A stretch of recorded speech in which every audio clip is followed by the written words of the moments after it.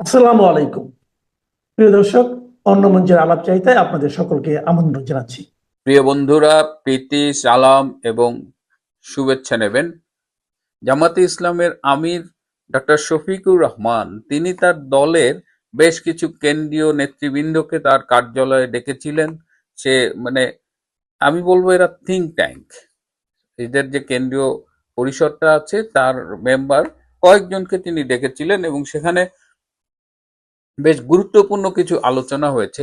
সেই মিটিংয়ে উপস্থিত ছিলেন এমন একজনের একটা সূত্রে পাওয়া খবরে জানতে পারলাম যে ডক্টর শফিকের কণ্ঠ জুড়ে ভীষণ হতাশা ছিল এবং তিনি আহ, তিনি মানে কি বলবো আর কি মানে এটা যারা ছিলেন তারা আশা করেননি যে এতটা হতাশ কণ্ঠে তাকে কথা বলতে শোনা যায়নি।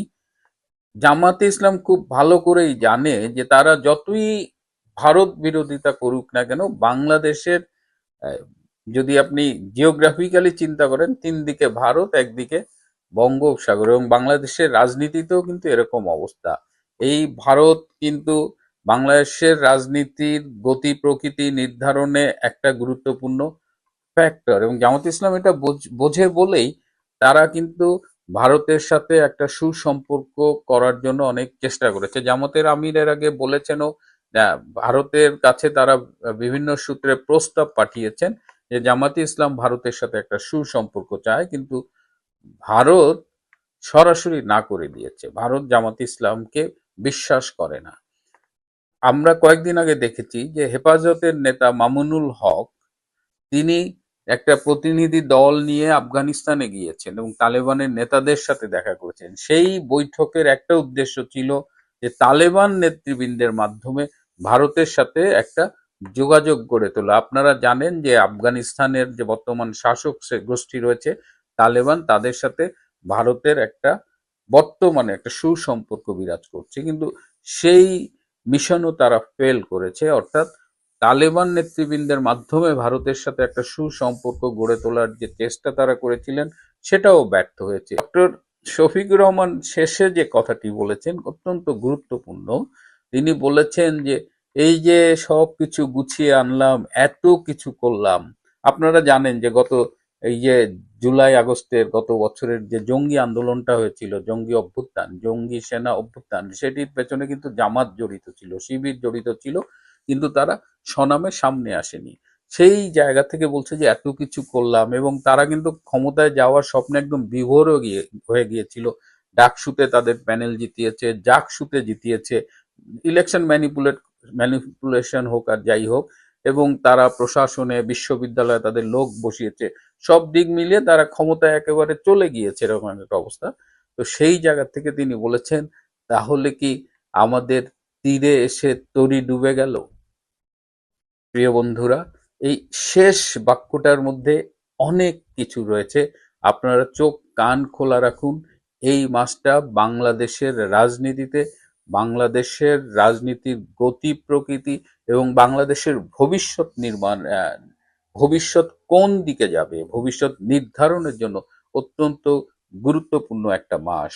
গতকালই আমি বলেছিলাম, এটা উল্লেখ করেছিলাম মৃদুভাবে, যে আমাদের ডক্টর ইউনূস তিনি ইরানে যাওয়ার জন্য একটা সুযোগ সুবিধা খুঁজছিলেন। কারণ আপনার এই বিমস্টেক সম্মেলনে যখন ইরানের প্রতিনিধি এসছিলেন, ওদের বিদেশমন্ত্রী, সেই সময় ডক্টর ইউনূস একটা সাইডলাইন বৈঠক করেছিলেন। বৈঠক করে তিনি বলেছিলেন যে আপনার দেশের বাসিন্দা হতে আমি ইচ্ছুক। আমি খবরও করেছিলাম। তা এখন ইরানের যে অবস্থা, সেই বিষয়ে বলেছিলাম ভবিষ্যতে কিন্তু ইরান খুব একটা সেফ থাকবে না। ডক্টর ইউনূস, আপনি যাচ্ছেন কোথায়? মানে আপনার পরিকল্পনা যেটা, সেটা বাস্তবায়ন হবে না। গতকালকে আমি বলেছিলাম যে ইরানের অবস্থা খুব খারাপ। আজকের কাগজে এইটা বেরিয়েছে, উত্তাল ইরানে বাড়ছে মৃত্যু, হুঁশিয়ারি ট্রাম্পের। কি লিখছে শুনুন। তেহরান, 2 জানুয়ারি। আরো একবার প্রতিবাদ আন্দোলনে উত্তপ্ত ইরান। গত কয়েকদিনের বিক্ষোভে ইতিমধ্যে প্রাণ গিয়েছে 7 জনের। নিহতদের মধ্যে রয়েছেন নিরাপত্তা বাহিনীর এক সদস্য। সাধারণ মানুষের ওপরে ইরান সরকারের বল প্রয়োগ করলে তার ফল ভালো হবে না বলে সমাজ মাধ্যমে হুঁশিয়ারি দিয়েছেন আমেরিকান প্রেসিডেন্ট ডোনাল্ড ট্রাম্প। তবে দেশের আভ্যন্তরীণ বিষয়ে হস্তক্ষেপ করলে তারাও চুপ করে বসে থাকবে না বলে ট্রাম্পকে পাল্টা হুমকি দিয়েছে তেহরানও। 2022 সালে পুলিশি হেফাজতে মাসা আমিনি নামে তরুণীর বিক্ষোভের পরে হিজাব বিরোধী আন্দোলন উত্তাল হয়ে উঠেছিল আয়াতুল্লাহ খামেনির দেশ। নিরাপত্তা বাহিনীর সঙ্গে বিক্ষোভকারীদের দফায় দফায় সংঘর্ষে মৃত্যু হয়েছিল সেই সময়তে 550-রও বেশি মানুষের। 3 বছর পর ফের রাস্তায় নেমেছেন ইরানের সাধারণ মানুষ। তবে এবারের ক্ষোভের মূল কারণ সম্পূর্ণ ভিন্ন। মূল্যবৃদ্ধি, বেকারত্ব, পানীয় জলের প্রবল সংকট। গত কয়েক মাস ধরেই ভুগছেন স্থানীয় মানুষেরা। বিদায়ী বছরের শেষ কয়েকদিনে সেই ক্ষোভই ফেটে পড়তে দেখা গিয়েছে ইরানের রাস্তায়। এখানে একটু বলে দিই, আপনাদের হয়তো মনে আছে, ইরানে হিজাবের বিরুদ্ধে বিক্ষোভ দেখাতে গিয়ে এক তরুণী, তিনি প্রকাশ্য তেহরানের রাস্তায় হিজাব ছিঁড়ে ফেলে মাথার চুল কেটে ফেলেন। সেই অপরাধে এই মাসাহা যে আছেন তাকে ফাঁসি দেওয়া হয়। তুলে নিয়ে গিয়ে পুলিশি হেফাজতে ফাঁসি দেওয়া হয়েছিল। এতটাই একেবারে সরকার এরকম যে আইন আদালতের কোনো ধার ধারে না, পুলিশি হেফাজতে তাকে ফাঁসি দিয়ে দিল। গলায় দড়ি দিয়ে ঝুলিয়ে দিয়ে বেড়ে দিয়েছে। এখন ওইটা যখন সমাজ মাধ্যমে মারফত বেরিয়ে পড়ে, খবর তো চেপে রাখা হয়েছিল, সব দেশেই খবর চেপে রাখার চেষ্টা হয়, ইরানও চেপে রেখে দিয়েছিল। এবার সমাজ মাধ্যমে যখন ওই খবরটা বেরিয়ে পড়ে, তখন একবার দলে দলে মানুষ বেরিয়ে পড়ে। সেই সময়তে একবার আনরেস্ট একটা তেহরান হয়ে ওঠে, সেখানে গুলি টুলি চললে পরে 550-রও বেশি মানুষ মারা যায়। কিন্তু এবারের ঘটনাটা একটু অন্য। এবারে ইরানের এই 3 বছর পর ইরানের ওপর স্যাংশন রয়েছে। ভারতও ইরান থেকে এখন কম তেল নিচ্ছে, কারণ রাশিয়া থেকে তেল বেশি নিচ্ছে পুতিনের সঙ্গে করার পর, আলোচনার পর। ফলে চীন যতটুকু নিচ্ছে, বাকিটা ইরান কোথাও বেচতে পারছে না। এখন ডলারের প্রচন্ড সংকট। এখন ইরানের $1 কিনতে গেলে মানুষকে গুনতে হচ্ছে 1.42 মিলিয়ন আপনার রিয়াল। ভাবুন, 1.4 1,40,000 মতো রিয়াল দিলে তবে $1 পাওয়া যাচ্ছে। মুদ্রাস্ফীতি এই জায়গায় গিয়ে পৌঁছেছে, 256% মুদ্রাস্ফীতি। ভাবা যায় মানুষ খাবে কি? তাই লেখা হচ্ছে এখানে, 28 ডিসেম্বর রাজধানী তেহরান থেকে শুরু হয় প্রতিবাদ আন্দোলন। এরপরে তা ছড়িয়ে পড়ে আলবোর্জ, কামরান শাহ, মারকাজি, এসপাহান, হামেদানের মতো এলাকায়। মূলত বিভিন্ন বাজারের ব্যবসায়ীদের থেকেই শুরু হয় এই প্রতিবাদ বিক্ষোভ। পরে তাতে যোগ দিয়েছেন পড়ুয়া থেকে শুরু করে সাধারণ মানুষও। ডলারের নিরিখে রিয়ালে মান তলানিতে গিয়ে ঠেকেছে রিয়াল। ফলে চূড়ান্ত অর্থনৈতিক বিপর্যয়ের মুখে দাঁড়িয়ে গোটা দেশ। বিক্ষোভকারীরা জানাচ্ছেন তাদের পকেট ফাঁকা, ফ্রিজে খাবার নেই পর্যাপ্ত জলের ব্যবস্থা, বাজার বন্ধ। ফলে মানুষের সব রোষ গিয়ে পড়েছে দেশের সর্বোচ্চ ধর্মীয় নেতা খামেনির ওপর। পথে নেমে বিক্ষোভকারীরা এখন একনায়কের মৃত্যু, খামেনির মৃত্যুর মতো স্লোগান তুলছে। মাসুদ পেজেশকিয়ান, যিনি প্রেসিডেন্ট, সরকারের দিকে আঙুল তুলে কেউ বলছেন আপনাদের লজ্জা হওয়া উচিত। এই বিক্ষোভকে সমর্থন জানিয়ে বার্তা দিয়েছেন ইসরায়েলের মোসাদ বাহিনী। ইসরায়েলের সামরিক বাহিনীর এক রেডিও বার্তায় ফরাসি ভাষায় ইরানের আন্দোলনকারীদের প্রতি বলা হয়েছে, একসঙ্গে তোমরা রাস্তায় বেরো, সময় এসে গিয়েছে, আমরা তোমাদের সঙ্গে আছি। এই যে ঘিটা ঢালছে না আগুনে, সেটা আসলে করছে আমেরিকা। এর পেছনে জেনে রাখবেন, এর পেছনে আবার একটা রেজিম চেঞ্জের গল্প আছে। প্রথমে হলো পাকিস্তান, তারপর তার আগে শ্রীলঙ্কা, তারপর বাংলাদেশ, ঠিক এইভাবেই সিরিয়া হয়েছিল, এইভাবেই লেবানন হয়েছিল, এবার গিয়ে পড়লো ইরান। দেখলে ইরানকে তো এমনি মারা যাবে না, তাই আমেরিকা কি করলো? আমেরিকা তার দোসর ইসরায়েলকে লাগিয়ে দিয়েছে, তোমরা ওর পেছনে লেগে পড়ো, রেজিম চেঞ্জ করতে হবে, এই আমাদের খামেনি তাকে দেশ ছাড়া করতে হবে। তা এই এখন পুরো ঘিটা ঢালছে ইসরায়েল, যে তোমরা মারো, আমরা তোমাদের সঙ্গে আছি, রাস্তায় বেরো। আর এদিকে হুঙ্কার দিচ্ছেন ডোনাল্ড ট্রাম্প। তারপরে লিখছেন, পরিস্থিতি সামাল দিতে বছরের শেষ দিনে আচমকা ছুটির ঘোষণা করে দেয় সরকার, কিন্তু তাতেও বিক্ষোভ দমন করা যায়নি। উল্টে ইংরেজি নতুন বছরের শুরু থেকে আরো জোরদার হয়েছে আন্দোলন। আমদানি বাড়াতে দেশের অস্ত্র ভান্ডার থেকে বিভিন্ন যুদ্ধাস্ত্র, ক্ষেপণাস্ত্র বিক্রির কথা ঘোষণা করেছে সরকার, কিন্তু কিনবে কে? কিনবে কে? কারণ স্যাংশন আছে, তো কোনো দেশ তো কিনতে চাইবে না। সেই সঙ্গে কঠোর হাতে বিক্ষোভ দমনে নেমেছে ইরানের নিরাপত্তা বাহিনীও। গত দুদিনে লোরদেগান, আজনা, লোরেস্তান, ফুলাদ শহর, বখতিয়ারি এলাকা থেকে মৃত্যুর খবর এসেছে। বাসিজ এলাকায় আবার বিক্ষোভকারীর হাতে মৃত্যু ঘটেছে রেভলিউশনারি গার্ড ভলেন্টিয়ারের সদস্য 21 বছরের এক তরুণ। এই পরিস্থিতি তেহরানকে হুঁশিয়ারি দিয়ে রেখেছেন মার্কিন প্রেসিডেন্ট ডোনাল্ড ট্রাম্প। সমাজ মাধ্যমে তিনি লিখেছেন, যদি শান্তিকামী বিক্ষোভকারীদের উপরে ইরান গুলি চালায় বা হিংসা ছড়ায়, তাহলে আমেরিকা ইরানের সাধারণ মানুষকে রক্ষা করবে। জানিয়ে রাখতে চাই যে আমরাও বন্দুকে গুলি ভরে তৈরি আছি। যদি খামেনি এক শীর্ষ উপদেষ্টা আলী শামখানি ট্রাম্পের এই হুঁশিয়ারির জবাবে খোঁচা দিতে গিয়ে ইরান এবং আফগানিস্তান থেকে আমেরিকার সেনা প্রত্যাহারের প্রসঙ্গ তুলেছেন এবং বলেছেন উচিত জবাব দেওয়া হবে। এই হচ্ছে সাম্প্রতিক ইরানের অবস্থা, যেটা গতকালকে আমি ছুঁয়ে গেছিলাম, আজকে কাগজেও এটা বেরিয়ে গেছে, আপনাদের চোখের সামনে আমি দেখিয়ে দিলাম যে এই হচ্ছে অবস্থা ইরানের। ফলে আর একটা বাংলাদেশ তৈরি হতে যাচ্ছে ইরান। আর সেক্ষেত্রে দখলদার কে থাকবে? দখলদার থাকবে পুরো আমেরিকা এবং তার সঙ্গে হচ্ছে ইসরায়েল। মানে এই যে ইসরায়েল আর ইরান দুজনের মধ্যে যে সম্পর্ক, যুদ্ধের সম্পর্ক, সেই সম্পর্ক থেকে বেরিয়ে আসার জন্য, মানে ওই খামেনিকে সরালে পরে সমস্ত সম্পর্ক বেরিয়ে আসবে, ঠিক হয়ে যাবে। এবং ইরানের যে সাধারণ মানুষ, তাদেরকে পুরো খেপিয়ে দেওয়া হয়েছে, সমস্ত মানে অর্থনীতিটার 12টা বাজিয়ে দিয়ে।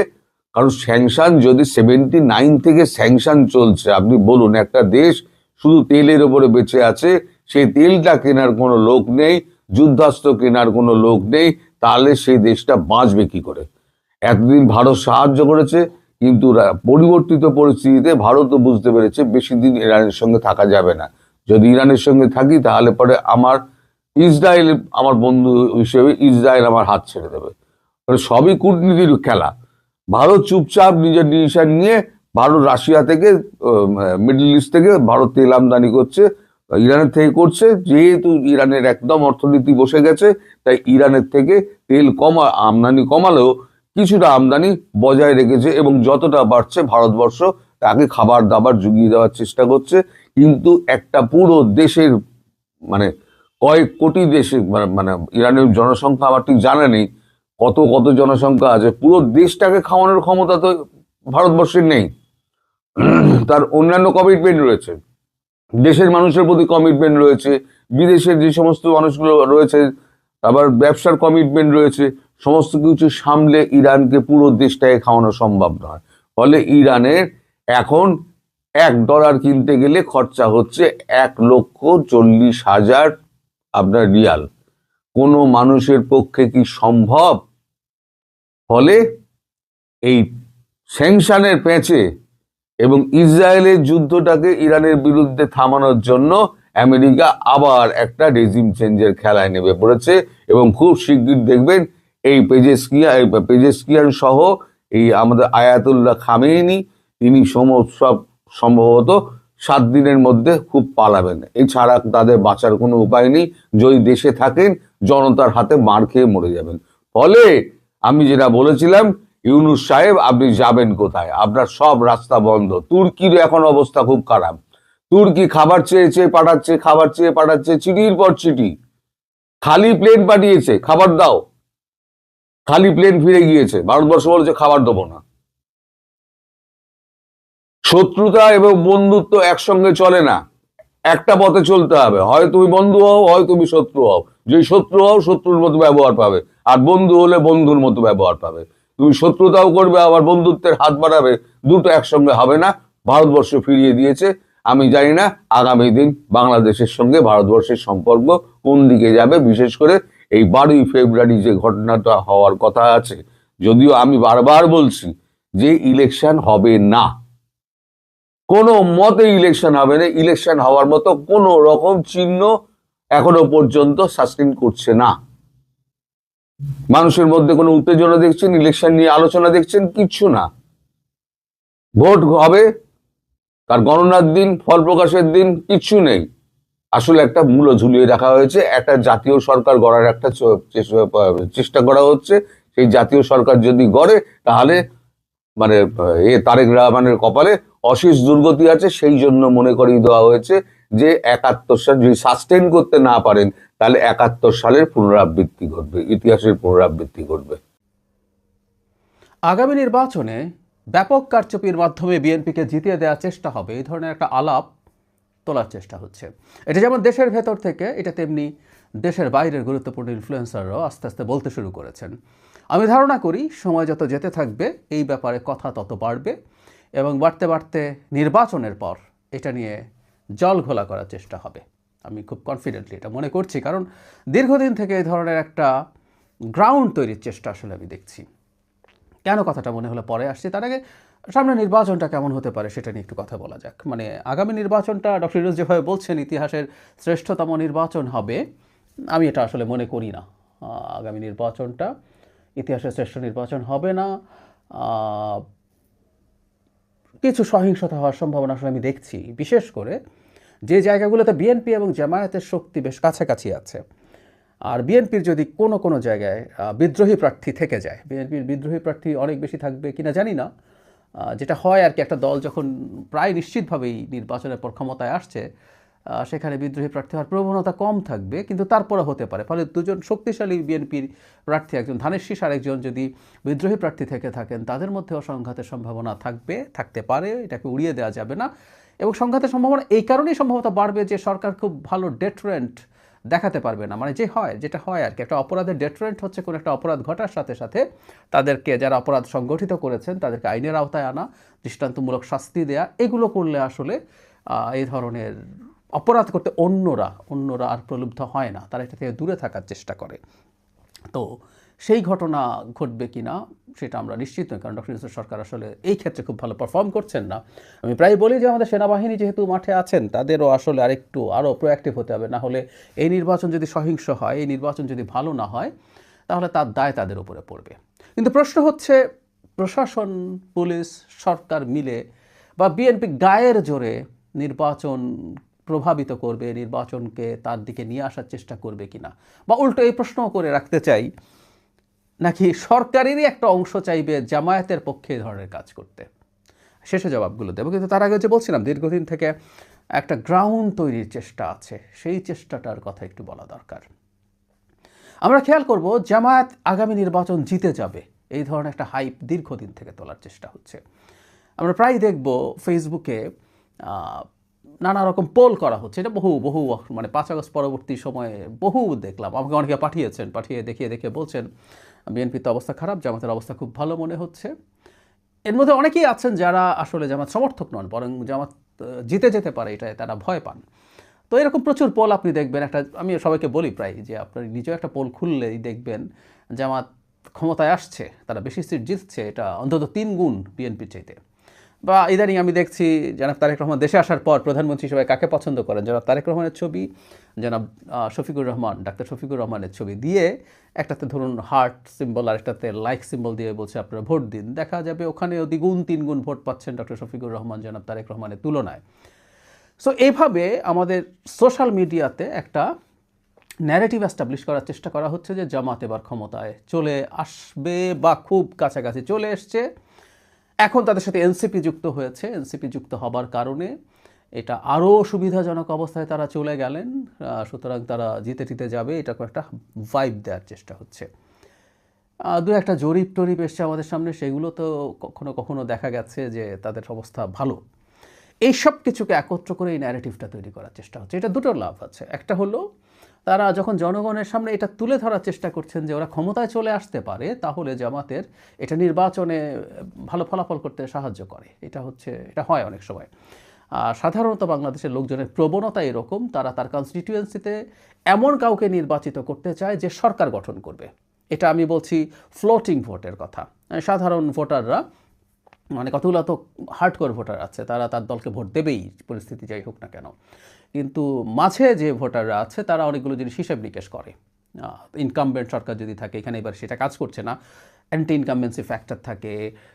তার ছাড়াও যেটা থাকে সেটা হলো কী সুবিধা পাবে কী সুবিধা পাবে না, এবং ওই সিদ্ধান্তটা মানার চেষ্টা করে যে দল ক্ষমতায় থাকবে সেই দলের এমপি বেটার উন্নয়ন করতে পারবে। এগুলোর বিরুদ্ধে আমরা অনেক সময় কথা বলেছি। এমপির কাজ উন্নয়ন করা না, তার কাজ একেবারেই ভিন্ন, কিন্তু তারপর আমাদের দেশে এটা চলছে এবং আরও বেশ কিছুদিন হয়তো চলবে। তো ফলে এটা তার নির্বাচনে নির্বাচিত হওয়ার ক্ষেত্রে ভোটারদেরকে প্রলুব্ধ করতে পারে যে না, যেমন যেহেতু ক্ষমতা চলে আসতেই পারে, তাই তার প্রার্থীকে ভোট দেওয়া যাক। আদারওয়াইজ সে যদি অনেক পিছিয়ে থাকে, অনেক সময় এটা হয় যে তার প্রার্থীকে তার হয়তো পছন্দ হচ্ছে, কিন্তু সে মনে করলো যে একে ভোট দিয়ে তো লাভ নাই, ওর দল তো ক্ষমতায় আসবে না, সুতরাং বিএনপি যেহেতু ক্ষমতায় আসবে তার প্রার্থীকে দিই। সো এটা একটা ট্রিক। এই হাইপের মাধ্যমে তারা তাদের ভোট এবং সিট বাড়ানোর চেষ্টা করছে। কিন্তু যে কথাটা বলছিলাম, এটাই আসলে তারা ব্যবহার করবে এই ভোটকে প্রশ্নবিদ্ধ করার জন্য। আমরা ধরে নিলাম যে দল ক্ষমতায় চলে আসতে পারে বলে আলাপ টালাপ তোলা হচ্ছে, সেই দল এনসিপি আসার আগে সেই দল 25-30 সিট পেল, 40 সিট পেল, টেনে টুরে গায়ের জোরে যদি আমি এটাকে বাড়িয়ে 50 সিটও বলি, মানে আমার কাছে মনে হয় না জামাতের সাথে যে ইসলামিস্টদের জোট ছিল তারা 50 সিটও পাবে। তারপরে বাড়িয়ে বললাম, এনসিপি যোগ হওয়ার পর আরও কিছু বাড়লো, তারপরও সেটা কি কই দাঁড়াবে? কিন্তু ওই যে ন্যারেটিভ আছে, ও জিতে যেতে পারতো। এখন যদি 50-60 সিটও এনসিপি সহ পেয়ে যায়, আমি মনে করি না এনসিপি সহ যে জোট হয়েছে এটাও এই পরিমাণ সিট পাবে, তারপরেও ধরে নিলাম যে এটা পেলেও দেখা যাবে এটা তার জন্য অনেক ভালো ফলাফল। কিন্তু তারপরও তারা আসলে ওই হাইপের তুলনায় মানুষের কাছে বলবে আমাদের তো জিতে যাওয়ার কথা ছিল, আমরা অর্ধেকের কম সিট পেয়ে গেলাম, বা অর্ধেকের কম সিট দেয়া হলো, বিএনপির পক্ষে প্রশাসন পুলিশ সহ সবাই কাজ করেছে বলে কারচুপি হয়েছে, তাই আমাদের ফল এরকম হয়েছে। এটার মাধ্যমে নির্বাচনের পরপরই একটা অস্থির পরিস্থিতি তৈরির চেষ্টা করা হতে পারে বলে আমি মনে করি। এটাকে আমি একদম সুনির্দিষ্ট পরিকল্পনা দেখছি, এবং এই পরিকল্পনার ব্যাপারে আমার মনে হয় বিএনপির সতর্ক থাকা উচিত। আর যে কথাটা বলছিলাম, কারচুপি বরং প্রশাসনে জামায়াতের যে পরিমাণ ইনফিলট্রেশন হয়েছে, তাদের যে পরিমাণ লোকজনকে বিভিন্ন দায়িত্বে বসানো হয়েছে, এবং আমি গতকালই একটা ভিডিওতে জানিয়েছিলাম একজন খুবই সিনিয়র সাংবাদিকের রেফারেন্সে তিনি অন রেকর্ডে কথা বলেছেন যে নাহিদ ইসলামকে সরকারের একজন উপদেষ্টা বারংবার ক্রমাগত চাপ দিচ্ছেন জামাতের সাথে জোট করার জন্য। সো যে সরকারে জামাতের এরকম সমর্থক আছেন, আরও আছেন, আমরা আসলে জানি, আমি প্রত্যেকের নাম বলতে যাচ্ছি না, বা অন্তত তীব্র বিএনপি বিদ্বেষী আছেন, তারা সবাই মিলে তো জামাতের পক্ষে কাজ করার সম্ভাবনা আছে। বরং কারচুপি জামাতের পক্ষে হওয়ার সম্ভাবনাই আমি দেখছি, কিন্তু বিএনপির পক্ষে কারচুপি হতে পারে। এই সংখ্যার একটা হিসাব নিকাশ দেখিয়ে সেই গ্রাউন্ড প্রস্তুত করা হচ্ছে। এই ব্যাপারে সতর্ক থাকা দরকার আছে, এবং সরকার, বিশেষ করে প্রধান উপদেষ্টা, আমাদের একটা কথা মনে রাখতে হবে, দিনের শেষে তিনি সবচেয়ে বেশি প্রশ্নবিদ্ধ হবেন। প্রশ্ন বিএনপি তুলুক আর জামায়াত তুলুক, নির্বাচন খারাপ হয়েছে এবং সেটা নিয়ে যদি মাঠে কোনো রকম কোনো অস্থিরতা তৈরির চেষ্টা হয়, সেই নির্বাচনকে যদি প্রশ্নবিদ্ধ করা হয়, ডক্টর ইউনূস সবচেয়ে বেশি প্রশ্নের মুখে পড়বেন। তিনি দেশ ভালো চালাননি।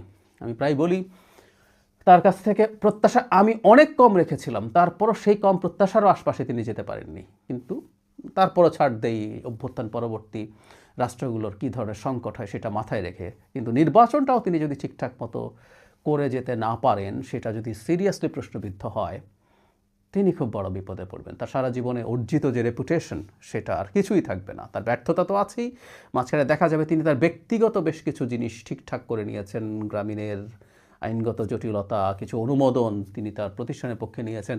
দিনের শেষে তখন মনে হবে তিনি সর্বোচ্চ রাষ্ট্রীয় দায়িত্বে বসে আসলে নিজের এই কাজগুলো করেছেন, রাষ্ট্রের জন্য তেমন কিছু করে যাননি। সেজন্য আমি মনে করি ডক্টর ইউনূসের সরকার এই ব্যাপারে যেন খুব ভালোভাবে সতর্ক থাকেন, এবং নির্বাচনে প্রত্যেকটা ক্ষেত্রে ট্রান্সপারেন্সি যাতে জনগণের সামনে স্পষ্ট হয়, এটা খুব জরুরি। জনগণের সামনে ট্রান্সপারেন্সি যদি স্পষ্ট করা যায়, তখন কেউ এই রকম নানা রকম অভিযোগ, কারচুপি, আমরা একসময় সূক্ষ্ম কারচুপি, স্থূল কারচুপির কথা শুনতাম, সেগুলো থেকে এগুলো বলার চেষ্টা হতে পারে, কিন্তু সেগুলো জনগণ বিশ্বাস করবে না।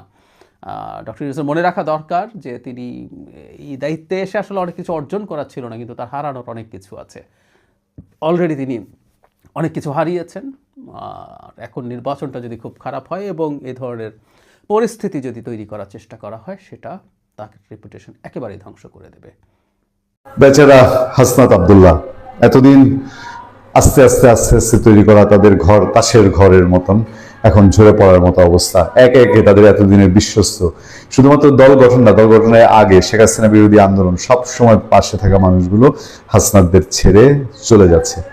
এই সময়ে তারা হাতে বেড়ে খড়কুটো ধরে বেঁচে থাকার মতো করে চেষ্টা করছে জামাতকে আঁকড়ে ধরে তাদের নিজেদের রাজনৈতিক অস্তিত্বটা ন্যূনতম টিকিয়ে রাখতে। তবে আমি আপনাদেরকে আবারও বলি, রিপিট করি, যে বাংলাদেশে এনসিপি নামে কোনো রাজনৈতিক দল টিকে থাকা এটা কোনো যুক্তিতে খাটে না। দেখেন, আওয়ামী লীগ এবং বিএনপি এই দুই রাজনৈতিক দলের যে জনভিত্তি, যে অস্তিত্ব, যে তৃণমূল সমর্থন, সেই দলগুলোই 40-50 বছর বয়স হওয়ার পরেও একদল আরেক দল ক্ষমতায় আসলে পরে মুচড়ে যায়, দুমড়ে যায়, মুচড়ে যায়, তারপর কোন রকম ঘুরে ফিরে আবার মেরুদণ্ড সোজা করে দাঁড়ায়। সেখানে এই এনসিপি যেখানে দাঁড়িয়েছেই চাঁদা, ভাগবাটোয়ারা, অভিযোগ, অনিয়ম, বিভিন্ন নিয়োগ, এসবের উপর দিয়ে সেই সংগঠনে দাঁড়ানো খুব মুশকিল। যাক, হাসনাত আব্দুল্লাহর 1-2টি মন্তব্য ধরে আমাদের আজকের আলোচনা। আমি জানি না যে আজকে যদি বিএনপির সঙ্গে হাসনাত আব্দুল্লাহদের জোট হতো, তাহলে হাসনাত আব্দুল্লাহরা এখন কোন মুখে কোন সুরে কথা বলতেন। মনে হচ্ছে প্রশাসন বিএনপির দিকে ঝুঁকে গেছে হাসনাত আব্দুল্লাহ। আচ্ছা, এটা বুঝতে কোনো বাকি থাকে? বাংলাদেশে আওয়ামী লীগ নেই, আওয়ামী লীগ বিহীন যত যাই বলেন জামাতের একটা সমর্থক গোষ্ঠী, কিন্তু মাস পিপল অথবা মাস সেন্টিমেন্ট যদি বলেন, সেটা কার দিকে? আমার তো ধারণা যে ইলেকশনের সময় বিএনপিকে বলতে হবে না, তারেক রহমান সাহেব দেশে আসছেন, বলে দিবেন ডিসি সাহেব, এসপি সাহেবরে, এই আমার ভোট তুমি ইয়েতে ভরো, বাক্সে ভরো, এরকম কোনো অর্ডার দেওয়ার বিএনপির প্রয়োজন পড়বে না। যে নট দ্যাট যে তারা খুব জনপ্রিয়তার ঢল নেমে করছে তা না, অটোমেটিকলি প্রশাসনের একটা অতি উৎসাহী অংশ আছে, ওই অংশটা বড় মাপের। এই অতি উৎসাহী অংশ যখন দেখবে যে বাংলাদেশে তো সামনের নির্বাচনে তো বিএনপি ক্ষমতায় আসবে, তখন তারাই উৎসাহী হয়ে বিএনপির জন্য যা যা করার করে দিবে। হাসনাত বোধহয় এটা বুঝতে একটু দেরি করে ফেলেছে, অথবা বুঝেছে, বুঝেও না বুঝার ভান করে এখন যেহেতু জামাতের ঘরে গিয়েছে, ফলে অনিবার্য পরাজয়ের হাতছানি বা অন্য কোনো উদ্দেশ্যে এই কথা বলছেন যে আমাদের কাছে মনে হচ্ছে প্রশাসন বিএনপির দিকে ঝুঁকে গিয়েছে, এমন মন্তব্য করেছেন কুমিল্লা 4 দেবিদ্বার আসন থেকে ত্রয়োদশ জাতীয় সংসদ নির্বাচনে জাতীয় নাগরিক পার্টির প্রার্থী হাসনাত আব্দুল্লাহ। তিনি ওখানে একটা প্রোগ্রামে এই কথা বলছিলেন যাচাই বাছাই শেষে, নিজের মনোনয়নপত্র যাচাই বাছাই শেষে বলছেন, গণ অভ্যুত্থান পরবর্তী সময় প্রশাসনের নির্মোহ, বস্তুনিষ্ঠ, নিরপেক্ষ যে আচরণ আমরা প্রত্যাশা করি সেটা নিয়ে শঙ্কা সৃষ্টি হয়েছে। এখানে এসে নির্বাচনের প্রশাসন কতটা নিরপেক্ষ থাকবে সেটা নিয়ে আমি শঙ্কা প্রকাশ করছি। ভাই রে ভাই, আপনার শঙ্কা প্রকাশ করছিল, আপনাদের পক্ষে থাকলে তখন তো নিরপেক্ষ বলেন। ওই যে ডিসি সাহেবরা যখন আপনার চাঁদপুর থেকে এনসিপির যাত্রা শুরুর দিন গাড়ি পাঠায়, তখন তো বলেন না যে এটা নিরপেক্ষ হচ্ছে না। এনসিপি নেতা হাসনাত আব্দুল্লাহ জানান, বিএনপি মনোনীত প্রার্থী মঞ্জুরুল আহসান মুন্সির বিরুদ্ধে ব্যাংকের ঋণ খেলাপের অভিযোগ রয়েছে। তিনি বিগত সময়ে একাধিক আর্থিক প্রতিষ্ঠান থেকে লোন নিয়েছেন, মানে প্রতিপক্ষের উপর। এনসিপির এরা খুব দেখলাম যে প্রতিপক্ষের মনোনয়ন বাতিলের জন্য খুব, এটা কি শেখ হাসিনা যে 14 নির্বাচনে যে একটা উৎসাহ দিয়ে গেছেন যে অটো পাস, এইটার কোনো আগ্রহ তৈরি হলো কিনা? আচ্ছা, কতিপয় রাজনৈতিক দল প্রশাসন ও পুলিশকে নিয়ন্ত্রণ করতে চায় বলেও মন্তব্য করেন হাসনাত আব্দুল্লাহ। তিনি বলেন, জুলাই গণ অভ্যুত্থান পরবর্তী সময় বিভিন্ন স্থানে হামলা হয়েছে, আমরা দেখেছি প্রকাশ্যে হাদি ভাইকে গুলি করে হত্যা করা হয়েছে। স্পষ্ট প্রমাণ থাকার পরও এখন পর্যন্ত প্রশাসন দৃশ্যমান কোনো পদক্ষেপ নেই। আচ্ছা, এখানে আবার একটা কাহিনী ঘটেছে, একটু মত তৈরির চেষ্টা বলবো কিনা। কুমিল্লা 4 আসনে বিএনপি মনোনীত প্রার্থী মঞ্জুর আহসান মুন্সি হলফনামায় তথ্য গোপন করেছেন এমন অভিযোগ তোলেন জাহাঙ্গীর আলম নামের এক ব্যক্তি। জাহাঙ্গীর আলম হাসনাত আব্দুল্লাহর অনুসারী বলে জানা গেছে। শুক্রবার বেলা 2:50 বিএনপি প্রার্থী মনোনয়ন যাচাই বাছাইয়ের সময় এ নিয়ে রিটার্নিং কর্মকর্তা সহ বিএনপি প্রার্থীর লোকজনের সঙ্গে হাসনাত আব্দুল্লাহ ও তার আইনজীবী বাহাসে জড়িয়ে পড়েন। তারপর অবশ্য জিনিসটা সমাধান হয়েছে। ইন্টারেস্টিং কি জানেন, যে হাসনাত আব্দুল্লাহদের এখন যেটা, আমি কি এটাকে ফাদার সংগঠন বলবো না মাদার সংগঠন বলবো, জামাত ইসলামী, তাদের নেতা শাহজাহান চৌধুরী চট্টগ্রামে যখন হুঙ্কার দেন যে প্রশাসন আমাদের কথায় উঠবে বসবে, আমাদেরকে প্রোটোকল দিবে, আমাদের সমস্ত অর্ডার শুনতে হবে, কই তখন তো হাসনাত আব্দুল্লাহর এই ডায়লগ শুনি নাই যে কেন জামাতের শাহজাহান চৌধুরী এসব কথা বললেন, নাকি তলে তলে আগেই ফিক্স আপ করা ছিল যে ভবিষ্যতে এনসিপি জামাতের সঙ্গে যাবে, ফলে জামাতের কোনো নেতা বা বড় নেতা, দায়িত্বশীল নেতার কথায় কান দেওয়া যাবে না। যাক, আমি এর আগে একটা আলোচনা আপনাকে বলেছি যে এনসিপি প্রার্থীরা আমরা দেখছি যে জাতীয় পার্টি, বিএনপি এসব প্রার্থীর মনোনয়ন বাতিল নিয়ে তারা বেশ চিন্তিত, দুঃখিত, মনোনয়ন বাতিল নিয়ে চিন্তিত। দেখেন, সীমানা বাতিল নিয়ে রুমিন ফারহানার সাথে লেগেছিল ইলেকশন কমিশনে। এরপরে সারা দেশেই আমরা দেখলাম যে শামীম হায়দার পাটোয়ারি, বেস্টার্ন ইসলাম মাহমুদ, ইভেন রংপুরে নাসিরউদ্দিন পাটোয়ারি নিজে বিএনপি প্রার্থী, জাতীয় পার্টির প্রার্থীর বিরুদ্ধে কমপ্লেন নিয়ে মাঠে নেমে পড়েছে, প্রশাসনকে তিনি শক্ত কমপ্লেন করেছেন। কমপ্লেনের ধারা কি? তারা ফেসিবাদের দোষর। মানে তারা কি ইলেকশন করতে এখনই ঘাবড়ে যাচ্ছে, ভয় পাচ্ছে যে আমরা ইলেকশন যদি করি জাতীয় পার্টি বা বিএনপির কাছে আমাদের ঠাঁই হবে কিনা। আজকে এই এনসিপি 1.5 বছরে কি তাদের অর্জন আছে, এটা আমি একটু আমাকে একটু কাইন্ডলি আপনারা কমেন্টে বুঝিয়ে বলবেন যে অর্জনের ভিত্তিতে এই এনসিপি 1.5 বছরের অর্জন আমি বলছি, মানে শেখ হাসিনা পরবর্তী অর্জন, সেই রকম অর্জনের ভিত্তিতে একটু জানতে চাই যে এই অর্জনটার কারণে এই ছেলেদেরকে আমাদেরকে ভোট দিতে হবে, নাকি এই কোথাও ভর করা ছাড়া ভোট করলে তারা একেবারেই ঝরে পড়বে, এটাই হচ্ছে তার লক্ষণ।